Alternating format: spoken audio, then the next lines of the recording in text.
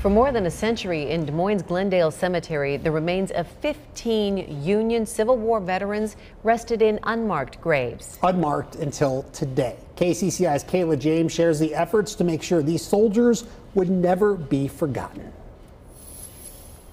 Davis, Dillard, Dillingham. These are the names that months ago Taft, Voorhees, and Wagner were unknown at Glendale Cemetery, but now here at rest under the blue skies of heaven. The names of these Union Civil War veterans are forever inscribed in granite headstones by the VA, thanks to the efforts of the Sons of Union Veterans of the Civil War, the children of the American Revolution, and several organizations named at Thursday's ceremony. But these names may not have been known. But I guess I'm just nosy by nature. If retired Des Moines fire investigator Bob Niffenegger wasn't inquisitive. I've looked at this for several years and wondered about it, as I do a lot of spaces, and say, something doesn't fit. That was only a few months ago, back when Bob says nameless pins stood where these headstones do now. Every grave has a pin in it, a marker, and I matched those against some of the records. Records that he looked into. We did the research and the documentation, submitted it to the Veterans Administration. As did Mike Rowley and members of other organizations,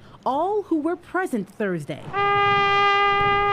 During the ceremony at the cemetery, where members of all the organizations that researched took part in honoring the veterans who fought in the Civil War. They came off the farms, they came out of the towns, and when the war was over, 13,001 of our veterans didn't come back. Some of these veterans were born right here in Iowa, but there are others who came from across the country, like New York, Indiana, and Alabama, just to name a few.